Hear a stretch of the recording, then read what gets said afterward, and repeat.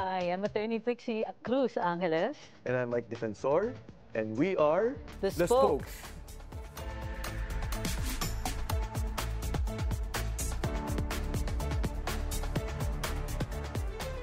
From the Palace Halls then to our group chats now, We will be giving you conversations that will make you think and assess. so that you could come up with your own personal opinion.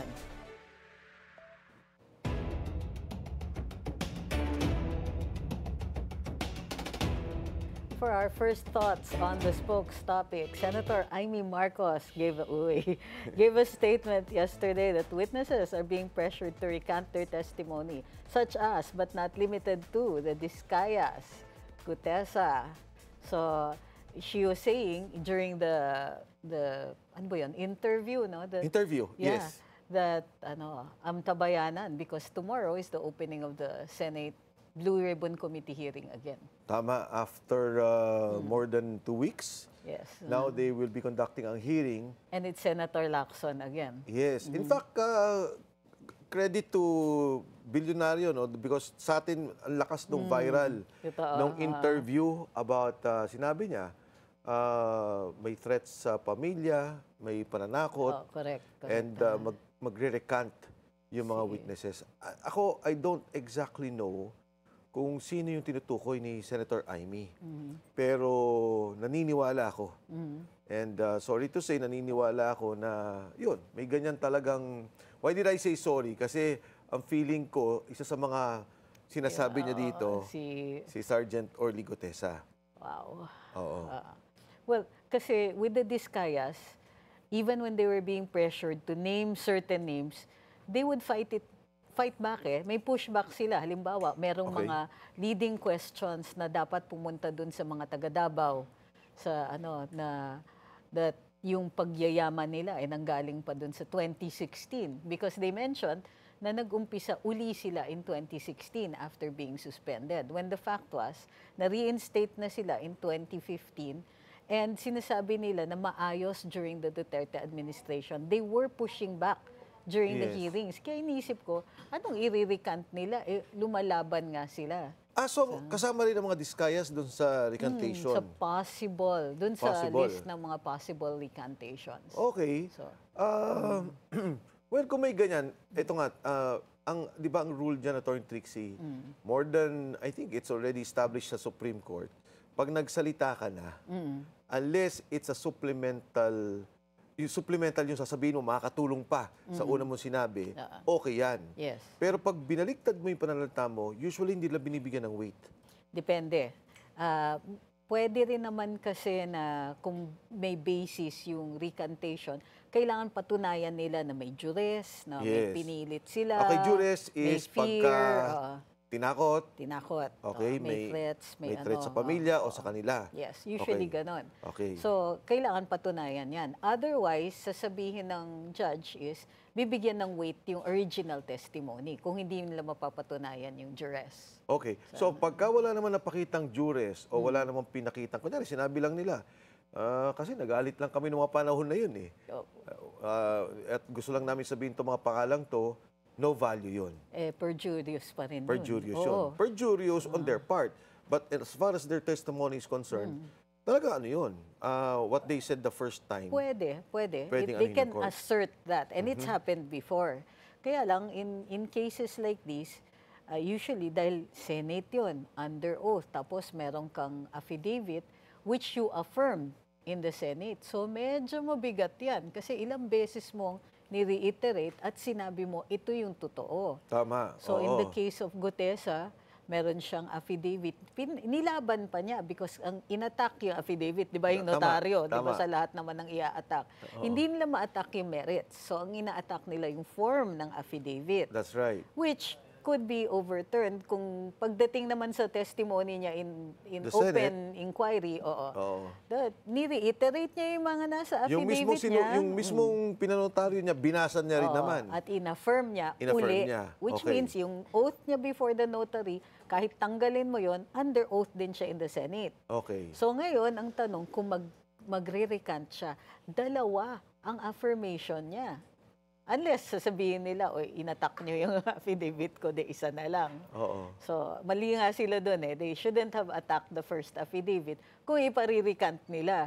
Yes, Which would yes. have meant to, or Yeah, maybe... but it was under oath eh. So, ganun pa rin naman. Oh, or maybe that's why ina-attack nila because they were going for a recantation. For a recantation. Ngayon, ang tanong ko, kung sakasakali, for example, napatunayan na meron palang talagang pananakot, assuming, for example, kay Gutesa, kay Diskaya, na ito sabihin nyo at may threat na napatunayan later on, ano magiging effect nito?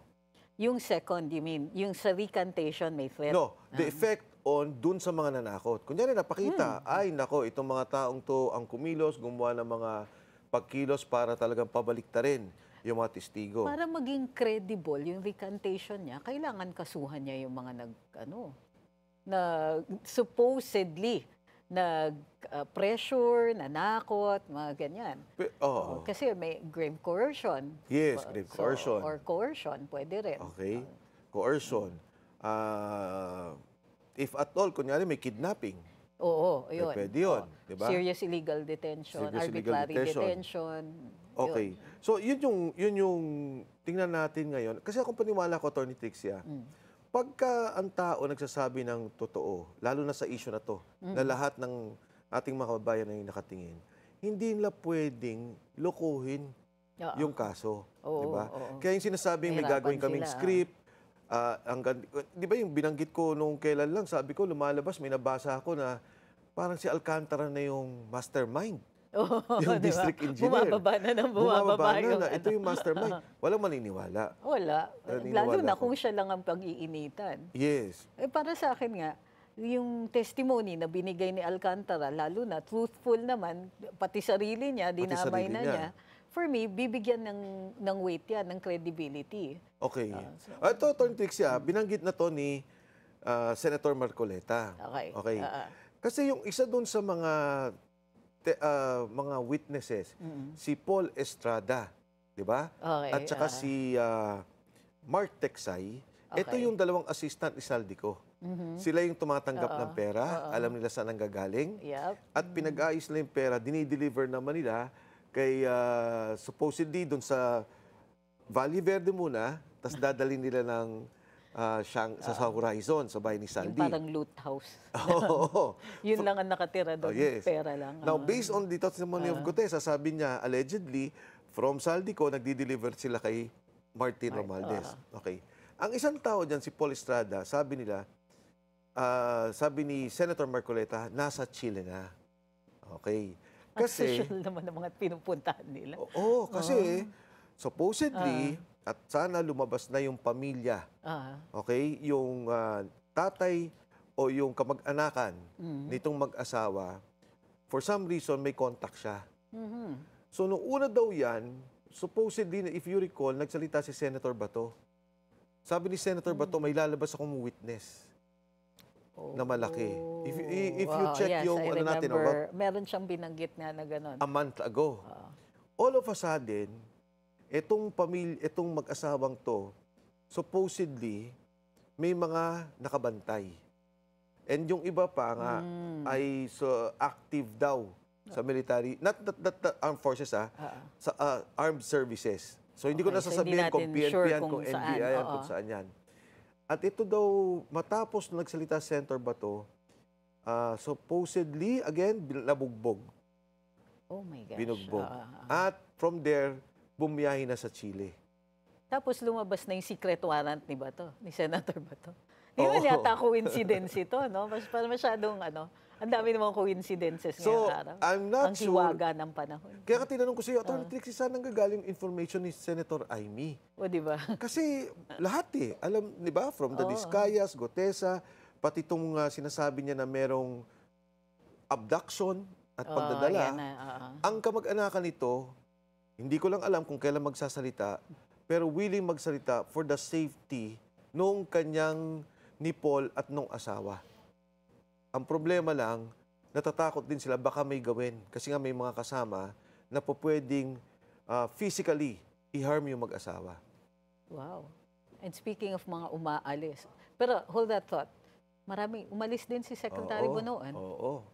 Alam mo, ang daming mga dyan, ha? So, from witnesses recanting, ito naman, before pa siya kasi pinapatawag na uli si Yes. Sec Bunoan, di ba? Yes. Tapos, uy, surprise, what a coincidence, Yes. umalis. Yes. Na kasama pamilya. Sa pamilya. Another coincidence. Alam mo si Senator Marcoleta, I was asking him, kasi if you recall, nagkaroon ng Senate hearing, nag-resign na si Bunoan, tapos nagpa-excuse siya kay Senator Marcoleta. Correct. Nakita ko ang daming nag-react na netizens. Oo. So I had to ask him, sabi ko, Senator Marcoleta, bakit mo na-excuse si Bunoan during that hearing? Sabi niya, hindi, nagpaalam yun kasi prior to the hearing na pupunta at ang ospital. Sabi niya, wala pa namang kaso. Wala pang nababanggit from the affidavit of Diskaya. Yung pa lang yun at that time. Diskaya pa lang. In fact, wala pang ang Diskaya nun papalabas pa lang. Okay, so sabi niya, pero pag minensyon ang pangalan niyan, definitely isasampi niyan. So wheelchair na ba ang hinahabol dito? Ha? Kasi sabi, ospital daw, pupunta siya sa ospital. Hindi naman ata siya. I'm not sure kung member of the family. Oo. Pero itong nangyari na pinaalis sa labas ng bansa, ibang usapan to. Ibang usapan yan. Ibang usapan yan. Oo. Kasi ang tingin ko, okay lang kay Senator Marcoleta dahil from what he said dun sa Senate, mapapatawag naman natin ulit. Yes. At hindi pa na-mention at that time, sabi niya. At saka yun, dun lang. Nandito lang sa Pilipinas. Pagkatapos, pero sec pa siya nun. Yes, I know. Diba? Hindi pa siya nagre-resign nun. Nung nag-resign siya, he asked to be excused. Hindi na siya nag-testify, pinauwi na uli siya. Dalawang beses yun. Okay. Basta one of those times na nakita ko yun, na tinanong ko kagad Senator Marcoleta. Pero yun, nandito pa sa Pilipinas. So, wait. Ayusin natin. So, tama ka. So, nung sec siya, hindi siya excused. Nung nag-resign siya, wala pang 10 minutes siya. Yun. Yun. Okay. Yun. Pinaano na Tapos siya. sabi ni Senator Marcoleta, hindi pa naman mention at the time yung pangalan niya. Correct. Ngayon, meron na Meron na siyang oo. invitation to the ICI, I understand. May Correct. invitation to the Senate. Bakit biglang pinayagang umalis? Pinayagan. Sino ba ang papayag? Hindi na siya sec Wala na siyang pagpapaalaman. Yes. Pero, And I recall, I asked you before, sabi ko, Attorney Trixie, di ba yung cancellation of passport, mahirap gawin dahil... Kasi kailangan ng probable cause. Probable cause. Pero sabi mo, hindi, pwede yan. Kung iano mo lang yung visa, Correct. pwede na. So, by diplomatic channels, dito, DFA can call up the embassy kung saan siya pupunta, pa-cancel yung visa. At saka ang problema ng taong bayan kasi, kung si Saldico nga, hindi nyo mahuli. Di ba? Kung saan-saan na nakaikot, kung saan-saan nagpupunta, kung saan-saan naririnig. Tapos ito, na part ng isang departamento na may pinakamalaking issue ng corruption, yung hepe niyan, pinabayaan yung umalis. Ito pa, sabi ng DOJ, may real-time monitoring sila ng paggamit ng passport. So, ewan ko sa'yo, do you think na may effect pa yan? Parang ang nilalabas, parang consuelo on the part of the DOJ. Di bale, na pinaalis namin, inallow naming umalis kasi wala siyang whole departure, hindi siya nasa watch list. Yes. Ngayon, belatedly, ginawan na siya ng immigration lookout bulletin. Nakaalis na siya. So, imo-monitor daw yung passport niya wherever yan magamit. Yes. Well, ako naman okay, sinabi nyo, may real-time monitoring kami. Ang tanong, nasan si Saldico? Oo nga. Di ba? Babalik tayo dun Kasi yun naman ang experience natin. At least yun ang nakikita ng mga Pilipino. Ito nga, na madalas sinasabi ng pangalan. Sinabi na ni Bernardo, sinabi na ni Alcantara, sinabi ni Diskaya, sinabi ni Gutesa.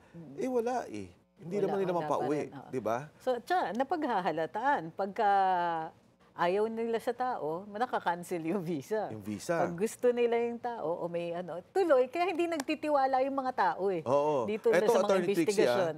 Yung babae na binanggit ko sa'yo, yung mag-asawang Estrada at saka yung asawa niya, kasi dalawa sila na magkasama. Ang kwento, meron silang passport, iba pangalan. Uy. Iba pangalan. Isa pa Yun ang yan, supposedly information. Again, ito'y kwento lang na nirelay coming from them. Na nirelay sa isang malapit nilang kamag-anakan. So yung binabanggit mo na, okay, pagka pala delikado, kakampi, papaalisin.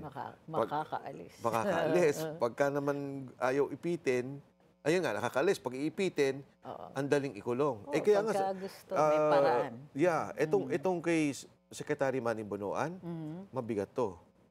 Mabigat to. At Yeah. tingin ko yung taong bayan talagang mainit dito Correct. sa isyong to. Tingin mo makakabalik pa? Tingin Si mo na? Secretary Manny? Oo. Sa tingin ko, honestly, hindi. Tingin ko he knows too much. Kasi imposible secretary ka eh. Oo. Agree, Pwede pa namang si Alcantara ang mastermind ng lahat. Di ba ang process ng lahat Maniwala is- ba kayo? Oo. Tsaka hindi nila magagawa yan ng ganong katagal kung ang mastermind, yung isang tao na kayang maglabas ng 10 million sa Yes. sa casino. Kumbaga, kung ganun ka-flagrant, Yes. nahuli na sila kaagad kung Yes. siya yung mastermind. So there has to be somebody Kasi, else. di ba, Attorney Trixie, if you recall, ang narrative dati na lumalabas sa Blue Ribbon Committee when Toby Chanco was invited, ang sinasabi niya, yung mga congressmen naglalagay ng pondo sa budget. Correct. Based sa paglagay nila ng pondo ng budget, kakuntsaba nila yung DPWH. Hold that thought. We'll have more insights on more hot topics when we get back.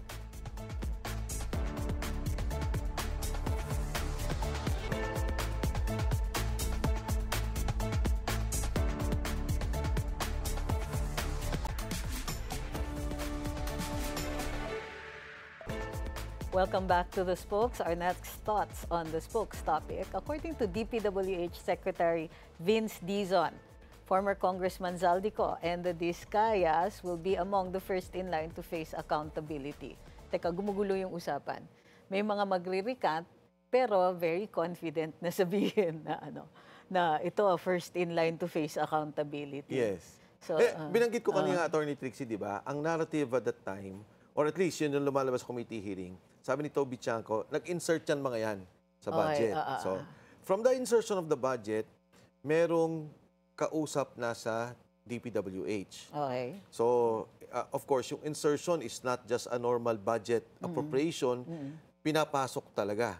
So, yung congressman na magsasuggest, uy, itong project pasok niya sa DPWH. Well, in particular, na discussion na sinabi nga nila is si Saldico and yung individual congressman, I guess, na may kausap din siya. For Okay, example, Congressman X, kinausap mo ako si Saldi, o ikaw dito ka, o ikaw dito ka. Pero siya yung nag-aayos, nagkakamada. On the base of that, magkakaroon na nga ng bidding, gagalaw na dun sa proseso ng DPWH. Diba? Tapos, from there, may delivery ng pera. So, yun na yung pumasok yung mga testimony about nila Alcantara, nila Bryce, nagbibigay sila ng pera kay Mark, kay Paul. Diba? Tapos si Gutesa naman yung nagdugtong from Congressman Saldico, dinideliver naman sa bahay daw ni Speaker Martin Romualdez. So, yun yung kabuuan. Ngayon, all of a sudden, nagsabugan na may senador, may ilang congressmen. In fact, yung finailan nila si COA Commissioner Lipana, kasama na rin dyan, Yes, di ba? So, si Bernardo, supposedly, siya yung parang kumbaga sa mafia, may Kapo. underboss. Ito yung kapo di Tuti. Hindi na pa natin alam hindi pa copy. pero hindi pa natin alam. So, yun yung narrative. So ngayon, nagkaroon na ng bakbakan kaagad nung sa Senate na may tinira na si Senator Joel, Senator Jesus Escudero, na umalma naman yung mga senador. Teka, ba't ganito? Napunta sa amin yung investigation. So ito, Attorney Trixie, yung parang sa akin, okay, walang problema yung mga senador. Walang problema yung kakasuhan nyo yung COA Commissioner, kasama nyo dyan, si Lipana. Pero, ibuo natin yung kwento. Di ba? Kasi naniniwala ako, hindi lang DPWH. All agencies ganyan. Because the appropriations of Congress, Saldico, controls the budget of all other departments. Maraming kung hindi ako nagkakamali, mayroon nabanggit si Vice President Inday about na nung binigyan siya ng budget in the first year, biglang may lumapit sa kanya na unnamed na kongresista na kinukuha daw yung porsyento nila. So, biglang, meron palang ganon. Oo. Nabibigyan ka ng budget, tapos minsan, lalakihan pa nila, pero kukolektahin or Oo. hindi i-release yung porsyento na Well, yun. no less than Ombudsman Boying Remulla, nagsalita. Di ba sabi niya, Oo. yung X-ray, yung sa passport data yun, the e-passport X-ray, kinukuha sa kanya yung kontrata, of which he resisted. So kung makikita mo yung ganitong usapan, yung buo talaga, hindi lang DPWH. Hindi lang, in fact, pati nakakalungkot, no, si Gutesa, hindi na lang ito nakalagay doon sa affidavit niya, but doon sa mga kwento niya, pati DOH eh. May narinig siyang usapan. Wala naman siya sinabing particular, pero may narinig siyang usapan sa Department of Health. Meron pa. Kasi tayo, communicators tayo, naging spokes tayo. Communication strategy ang guluhin yung kwento. Okay. So, to confuse the people para mahihirapan kung sinong bad guy. Kasi madali pag good versus evil. Yan yung pinakasimpleng kwento. Ginagamit natin yan sa eleksyon, di ba? Paglalaban ko kayo, good ako. Yung evil, itong mga kalaban ko. Yan. So, lalagyan mo na ng kulay, black and white. Pero pag ginamitan mo na ng confusion, tapos lahat shades of gray, walang kampihan. Nalilito yung mga tao. So, kaya pansin mo, ang hikayat ngayon, kontra corruption. Tama. Pero hindi na makuyog yung mga big fish, kumbaga, sa dami ng fish. Ang hirap nang hanapin yung mga pating. So, kaya nga yung lumabas na si Alcantara is the mastermind, medyo nagulat kagad ako doon. Kasi sabi ko, kung ito ang narrative na si Alcantara mastermind, although in all of these things, nandun parati si Saldico, medyo mabigat. Tapos di ba lumabas si Speaker Martin, gross negligence yung kaso or pwedeng ikaso. Sabi ko, bakit? Administrative yun, ha? Oo, kasi, di ba, hanggat hindi nila tinitingnan talaga, yung punot dulo ng nangyayari, hindi magiging malinaw. Tsaka ang aga sinabi. Oo. Di pa tayo tapos, hindi pa nga buo yung kwento eh. Yes. Hindi pa nga napuntirya lahat ng mga congressman. Although, naglabas nga ng listahan yung ICI ng mga kakasuhan. Tapos si Secretary Dizon naman, very confident. Although, nag-move yung timeline niya. November dati, sabi niya. Pero ngayon, by Christmas, mayroon na daw makukulong. Yes. So, well, ang akin naman kasi, ayan ang galit ang tao, di ba? Ang dami nang pwedeng makasuhan, ang dami nang nakasuhan. May nakulong na nga yung mga nagrally, nag-protest against corruption. Sabi ng mga tao, oo, bakit itong mga nagrally doon sa against corruption, nakasuhan, itong corrupt, hindi pa rin hanggang ngayon. So yan yung mga feeling ng mga tao. But to be fair, tingin ko talaga dapat lakasan yung kaso, gandahan.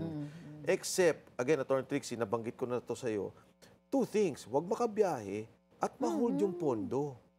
Ano yung pwedeng steps to do this? If ICI is asking for powers, in fact, I would even go for emergency powers, what can we do to make sure that these two particular concerns, them traveling outside and also the money to be monitored or to be yung held, no, and then docked, paano natin gagawin? Alam mo, kung gusto talaga nila, may paraan yan eh. Tama. Tama. Alam mo kung bakit Attorney sinabi ko yan? Nung araw may kaibigan ako, naging shareholder ng kumpanya. Okay. Shareholder ng kumpanya. But umalis na ako. Okay. Ang problema, yung deed of sale ng shares, hindi naman niya binigay. Hindi niya pinalitan. Alam mo, nagulat ako. So, nakalista ka pa. Yung BIR, hinold lahat ng accounts ko. See? Yun ang pinapoint out ko. Yan yung mga paraan na pwede lang gawin kaagad. Correct. Strategic lang stop. eh. Yes. Pati nga, actually, kausapin yung bangko, kung yung mga deposits are exceeding the amounts dun sa Anti-Money Laundering Act, pwede nilang on the basis of that, i-explain, di ba? Hold mo yung account until fully ma-explain yung mga ganitong klaseng deposits, yung mga unusual activity. O lalo-lalo na pag ang lalaking amounts ang wini-withdraw. Pwede rin i-hold ng bangko, sabihin ng bangko, teka, masyadong malaki. Pero, Attorney Trixie, baka naman magalit yung iba kasi ang limit is 500,000 eh. Kaya, diba? Baka naman lahat ng, alam mo ngayon sa mga banks, ang allowed lang daw is 500,000 withdrawal. As of now. Sabi ng mga negosyante. Kasi nga, indicative yan ng masamang ekonomiya. because of the bank run. Correct. Oo, Okay. na natatakot sila, delikado yung banking Oo. Ang ano ko naman kasi, system di ba yung na sabi mo, ano ba yung limit ng AMLA? Yung 500,000. 500,000. Baka naman yung iba naman, lahat na lang ano to? ma-flag, pati Ma-flag. ordinaryong tao. Oo. Hindi, kasi ang pinagtataka ko nga, paano nakaka-deposit ng million-million itong mga to? Usually, ang gagawin ng bangko, sa unang time na gagawin yon, magtatanong sila. Oo. Tapos, pero pag regular yung mga transactions na ganun yung amount, halimbawa, negosyante ka, Oo. yan talaga yung mga receipts for the day, nasa millions, masasanay din sila, ipapakita lang, o receipts for the day ito. Eh, ang tanong, pag politically exposed person, such as, but not limited to, yung mga nakaupo sa pwesto, nakakadeposito sila ng million-million, di tinatanong ng bangko? Tinatanong. O, Tinatanong. Now, pero, nagagawa. pwede ba akong mag-follow up doon? Can the list ng mga contractors na minention Isa pa yan, immediately i-submit nila as politically exposed? Dapat. Pwede, dapat, di ba? oo, dapat. So that AMLA can immediately control. So yung una dyan, BIR, i-hold yung mga budget nila. I mean, BIR can always look for something. Oy, kulang tong binayad mo. Oo, Hold ka. exactly, oo. And then number 2, political exposed para ma-hold yung pera. Oh, for example, 'di ba dun sa testimonya pa lang dun sa ang dami naming kinita on this time. Maglabas na kaagad. Nung time pa lang na mga nagte-testify pa lang yung mga witnesses, tapos may mga nabanggit silang mga tao, dun pa lang nag-imbestiga na dapat ang BIR. Oo. So, unusual rin kasi napalitan ng BIR commissioner Oo bigla nga. kagabi. Oo nga, Oo, kagabi. di ba? Actually, ang pumalit is si Yusek Mendoza. Mendoza. Yes, pumalit siya kay Attorney Lumagi, di ba? Yes, Pero oo. meron din isa pang balita, so from yesterday, si Congressman Kiko Miao Barsaga, Oh, may sedition case na final sa inciting kanya. to sedition. Inciting Oo, to oo. sedition. Na- Alam mo kaya hindi ko makalimutan yung case na yon. Ang prosecutor Oh. is Assistant Prosecutor Habeas Corpus. Yun yung pangalan ng Yun ang pangalan niya. prosecutor. Oo. Attorney Habeas Corpus. So, Kasuhan nag-file mo na yung sa kanya. magulang mo. Pero yun yung tingin ko, parang sa perception ng tao, ang bilis magkaso to Para dun sa mga inciting to inciting sedition. to Pero yung, sedition. yung Yes. ipinoprotesta, nandyan pa rin. Nandyan May pa rin. pera pa rin. Walang kaso, walang investigation. Eh, balikan natin, no? si Com Lumagi, so far sabi record daw ang mga collections niya. Wow, talaga? Oo. So kaya nakakapagtaka, bakit biglang pinalitan? Well, hindi ko, alam mo si Wala bang General ano? Torre, in fairness Oo. maaring may political kayong pananaw dyan, but as Chief PNP, he was doing well. For me, he was doing well. Pwede. Outside of the political, na oo. merong nangyari yung Or even within the political, sinunod niya lahat ng kagustuhan ng administrasyon. Bakit biglang nawala? Ba't biglang natanggal? O same. Ganun din yung impression kay Com Lumagi. Si Yusek, well, eto naman si Yusek Mendoza is finance naman talaga. Yes. Yeah. Pero yun nga, sabi mo, maganda naman DOF. yung, ang tawag dito? Tapos, ang lumalabas nga is, may exit interview ito. So, ano yun? Papagalitan siya. Anong exit interview? Paano? Kakausapin siya bago siya umalis. Ah. Ibang usapan yan. Alam mo yan di ba? Pagka Oo. pagka yung, well, there are two kinds of firings sa political appointees. Yung talagang goodbye, hindi ka nakakausapin, you're in the doghouse, mga ganyan. Yung sobrang huli ka na, or very public yung ginawa mo. Oo. Tapos, meron din yung mga tatawagin ka, kakausapin ka. Alam mo, Tony Trixie, sorry pero nung panahon namin, wala akong nare-recall na finire lang. Lahat kinakausap. Because style GMA yan. Oo. She's really the consummate politician. Yeah, and I Tingnan think, si PRD. I-announce pa niya. Di ba? without talking. Without. Minsan there was one okay. firing, di ko nababanggitin yung pangalan. Sa Okay. Malacanang, pinatawag yung mga tao, there was a ceremony to be held. Tapos, while in his speech, biglang nadala siya. Tapos sabi niya, oo nga pala, huwag ka nang babalik dito. Parang talaga? ganon. Oo. Okay. So, Hindi may kasi mga ganyang style. sa akin kasi, parang basic, di ba, in-appoint mo, tapos, anyway, hindi mo nagustuhan yung ginawa, then you tell them properly, Inausap. yung nangyaring ganito, or naapektuhan ako, naapektuhan yung administrasyon natin, I'm sorry but I have to. Kaya ang dami naming mga ibang mga firing doon na hindi naman matagal pero may konting struggle kasi baka pwedeng pagbigyan nyo pa ako, baka pwedeng I can have a good exit, may mga ganun eh. I would never beg. Yeah. I wouldn't. So, Teka, pero, Attorney Sia, when you're spokesperson, sa'yo, paano nangyari? hindi ako press secretary. Sorry, press secretary. Anong nangyari? Talaga, dito natin Hindi ko sasabihin alam yun. eh. Kasi you had that experience eh. Hindi, kinausap ako ni ES Bersamin. But by that time, I already knew. Yeah. Ready na ako. O at least nausap ka. Hindi, Oo. kinausap ako. Pero, kasi, hindi alam ng presidente.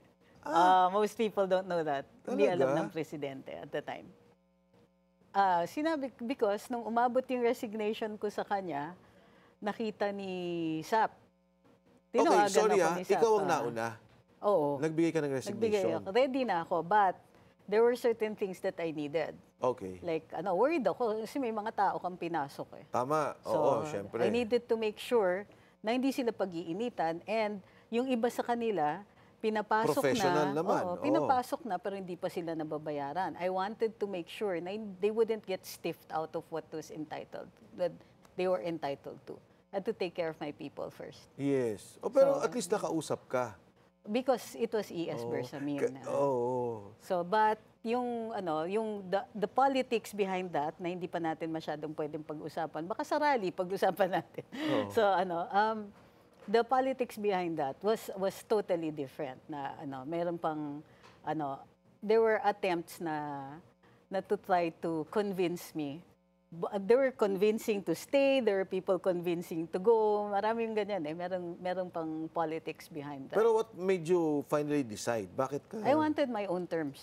Okay. So, hindi ako okay. hindi ka magpapagamit on any political interests. Okay. Kasi when I was hired, it was the president who hired me directly.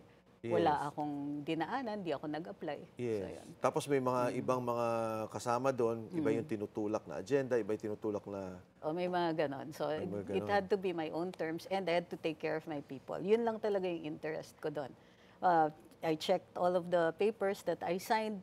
Siyempre, titignan mo lahat kung meron kang iniwan na nakabitin, para Oo. pag there was no time for turnover, ayoko mo na mag-turnover. So, I had to make sure na kung sakasakali, whoever took over, hindi sila makakakita na yung nakabinbin na trabaho. Oo. So, lahat yon kasi dumadaan sa legal, sa admin, and all that. Oo. That's why it was a clean exit. Easy, Alam mo, easy for me. ang department mo, ang pinakamaraming secretaries Undersecretaries. and secretaries. Ay, ngayon, Yung from palitan. the, I mean, from totoo Presec yan. to kung ano na ba, PCO, whatever is the... Yun yung literal revolving door. Grabe, di ba? Okay, so- Ilan na kayo? 7, 8? I lost track. Oh. After, Oh. well, Oh.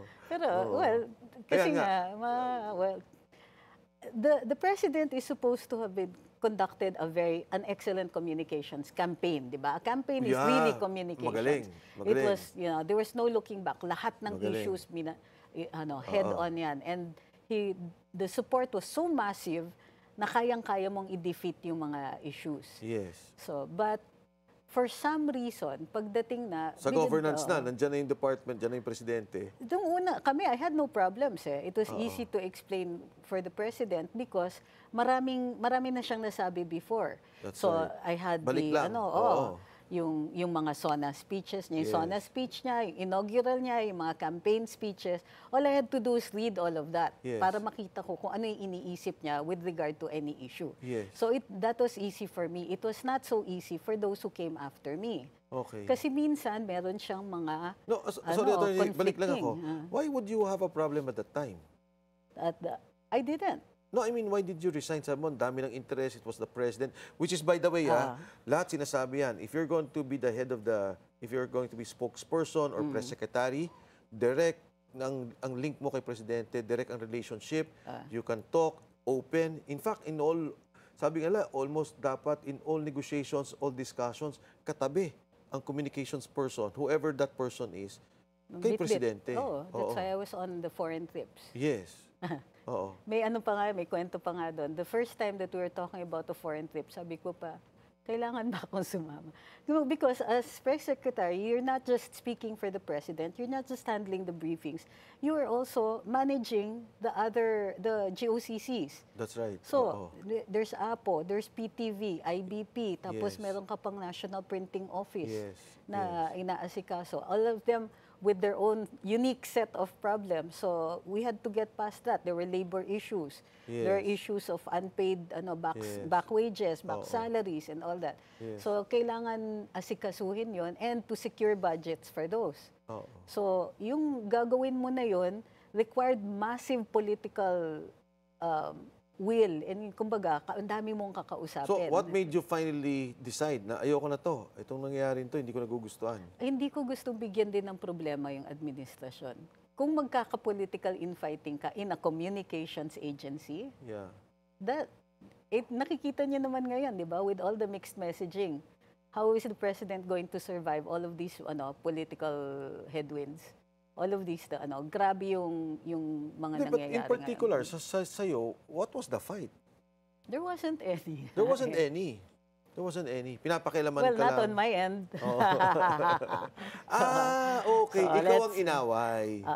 Let's give bakit naging interviewee ako dito? Hindi na curious Gaganti kasi ako eh. Gaganti. Ngayon ko lang narinig yung wait. kwento na yan. Kuha lang ako. Buwelo lang ako. Pero bakit nga ba si Mendoza? Oh, di ba? Gabi sa segue. Hindi ko rin alam, honestly, but I know that he's been with the Department of Finance as undersecretary. But- So may connection naman. In the case of Lumagi kasi, very close to the First Lady yung asawa. Aha. So, parang long time staffer or assistant or friend na So, there was no question nung siya yung in-appoint. Also, meron namang expertise si Com Lumagi. Oo. But in the case nga of undersecretary siya, no? Undersecretary ng Oo. Department of Finance. Parang ang tingin ko dyan is that this was just, kinuha nila talaga from the ranks, from the That's the only thing that I can see right now, na kumuha sila ng from the ranks. Pero kung nare-recall mo, in one discussion I had with Commissioner Ariel Nepomuceno, sinabi niya sa akin si Commissioner Rubio of Customs. Bureau of Customs, sabi niya, ano naman daw tinatamaan yung target. Kasi sabi ko, ano ba yung hindi ba tinatamaan yung card? Hindi, natatamaan naman yung target. So same question. Kaya What nga you raised, no? Hindi ko rin alam talaga kung We'll find out the politics on that. We'll have more insights and more hot topics when the spokes returns after this short break.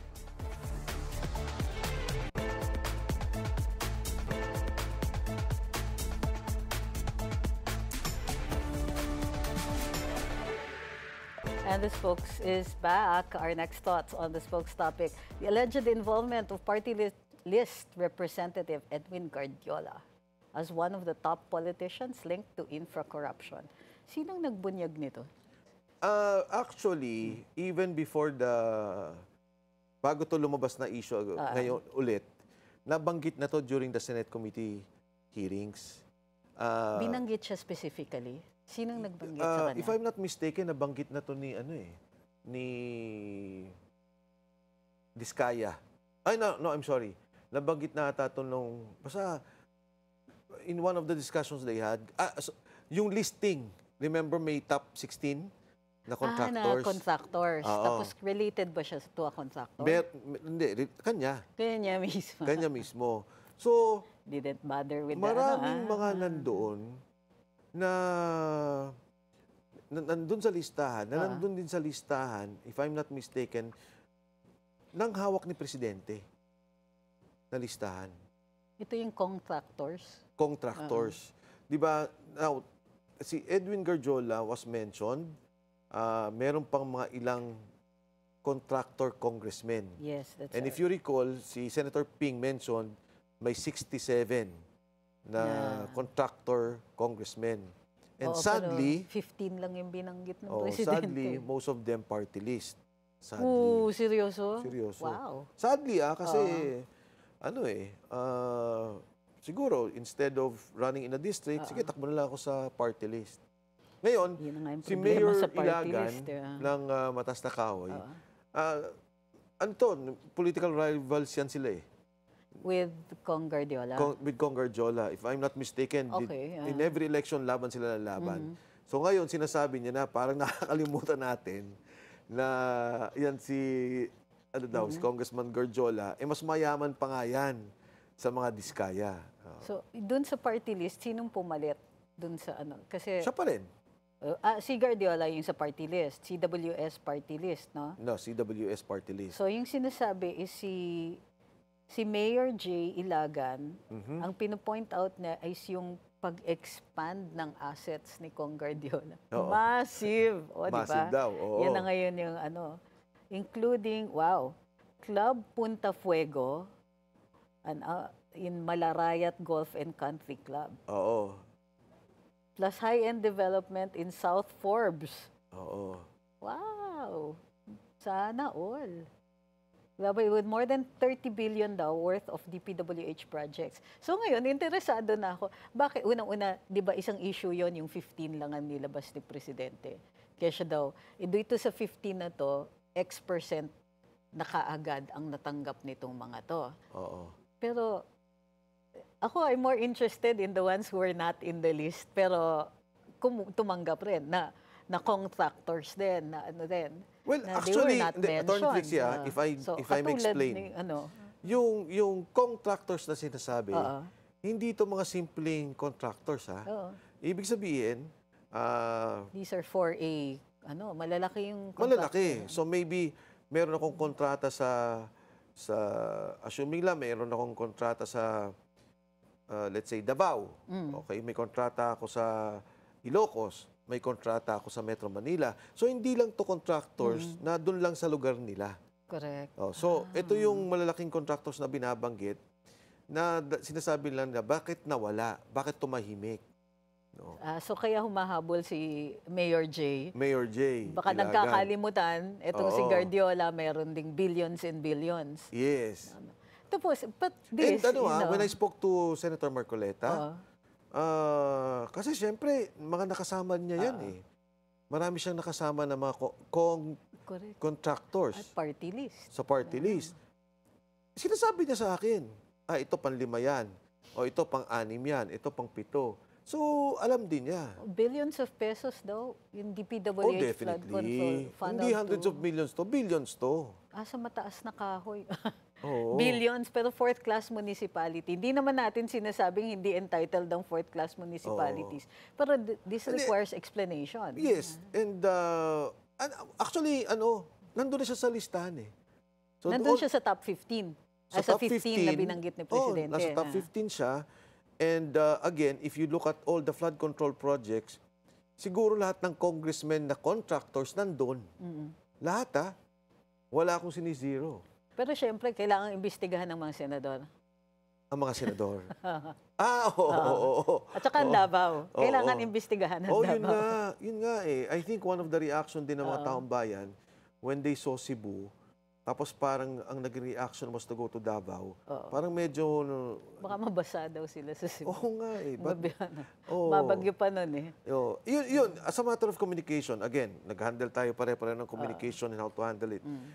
Assuming lang nasabi mo ng Davao, di ba dapat immediately, sandali lang ho, may nangyari sa Cebu, punta ho muna tayo sa Cebu. Di ba ganyan? Kaya. Tapos, hindi, ang nakakatawa pa nga dyan is meron pang investigasyon ng Dolomite Beach. Oh, yes. In connection daw with Congressman flooding. Oo. Si Congressman Terry Ridon. Terry Ridon. Party list din ba to? Party list din. Ang kanyang is Bicol Soro. Now, going back, yung binabanggit ni Mayor J. Ilagan, nagsalita siya, sabi niya, eto, well-known, di ba, si Edwin Cardiola. Actually, nabanggit na naman to lahat, di ba, si Dong Hernandez, kaibigan din natin yan sa Pampanga. Nandyan din si Ang ng Iloilo. Correct. Di ba? Meron din dyan sa Bicol. Hindi ako totally against na negosyante yung tao. Pero siguro pag congressman, di ba sa Constitution, kasi sa Constitution ng nakalagay, if you are a cabinet secretary, to the second degree of consanguinity and affinity. So second degree. Paano yung Congress kung ikaw ay may hawak ng budget? Kaya nga, hindi actually, pag tinitingnan ko, yung mga, even sa bills, Yes. Tingnan mo, may mga congressmen and let's face it, kahit mga senador, merong mga bills na directly related to their family businesses pero hindi sila nako-call out. Hindi Okay. sila na ano. So, ano pa kaya yung ganyan? Hindi rin sila naiimbestigahan. Kasi sino ba ang mag-iimbestiga dyan? Example ng bill, ano? Ha? Ako na Hindi ba? naman ang i-interviewin mo Hindi nito. naman. Kasi na-curious lang ako eh. Na, mamaya na. Oo. Di pa tayo Kunyari, ready. tax sa Mag-aano sigarilyo. tayo. Ay, hindi. Tapos yung pala, meron ka Meron palang... kang Oo. import business, Oo, mga ng ganyan. sigarilyo. Posible, o kaya smuggler ka. Oo. It happens. Hindi, meron mga ganon. Like, bigas. Siguro naman medyo... Atas no tariff. Parang Hindi, ganyan. nagkaroon ng Rice Tarification Act na Yes. nag-benefit yung mga big importers kasi pagdating dun sa customs, naglagay sila ng classifications. So, pagka may okay. classifications, dyan mo titirahin yung taripa. Yes. 'Di ba? Kasi yung sasabihin mo, nag-i-import kami ng lowest quality. So, Yeah. mababa yung taripa nun. Yeah. Pero actually, they're notorious for importing the high grade, high quality na rice that directly competes with our farmers. Then going back to So, may Congress ganyan, naman ako, you know, if you're in the private business na contractor ka, okay lang. But if your main business is a Yes. government contractor, sa tingin ko mahirap yung hawak mo yung budget of the purse. Kaya nag-approve eh. Di ba? Nagulat nga ako nung Halloween eh.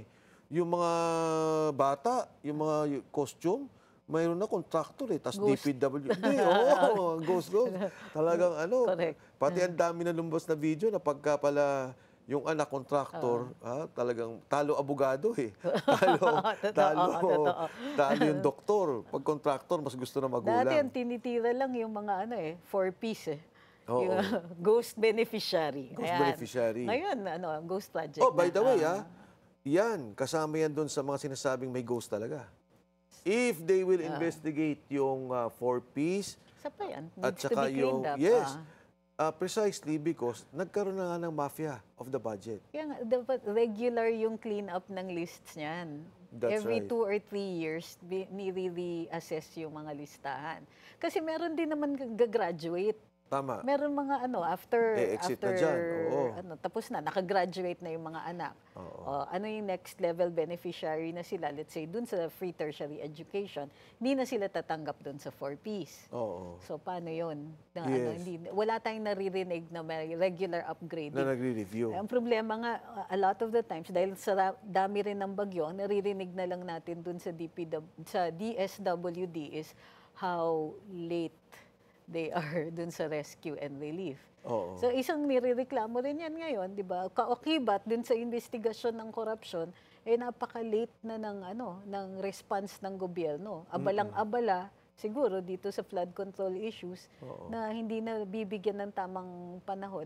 Pagka disaster, bago pa lang tumatama, ready na kayo. So this last bagyo, yun ang kino-communicate ng administrasyon. Preposition na, ready na sila, and all that. But with the storm before that, yung kay Tino pa lang, 2 days after the bagyo, doon pa lang nagmi-meeting. Doon pa lang nag-aayos yun. kung anong gagawin. So, yung failures dito, hindi lang corruption, incompetence din. Yes. Kasi hindi rin magkakaroon ng corruption kung competent yung officials na nakabantay.